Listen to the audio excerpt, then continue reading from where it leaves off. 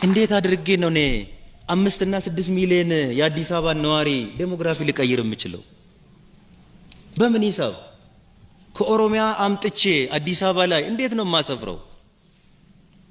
በዚህ ሀገር ውስጥ ለማ ብቻ ነው እንደ መንግስት ሁሉን አድራጊ ፈጣሪ?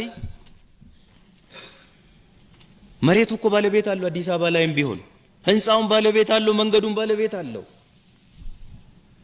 የት ነው የሚሰፍረው? ይቅርና በሺዎች 10 ሰው ዛሬ አዲስ አበባ ላይ ማስፈር ይቻላል?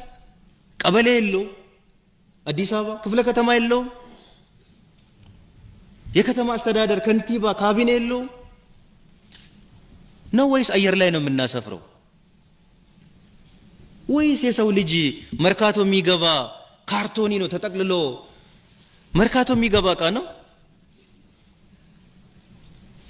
እንዴት እንደዚህ? እኔ ይሄን በማድረግ ለኦሮሞ ህዝብ ምንድነው የሚጠቅመው? እንዳው እድሉ ቢኖረኝ እዚህ ባሰብ ለኦሮሞ ህዝብ ምንድነው የሚጠቅመው?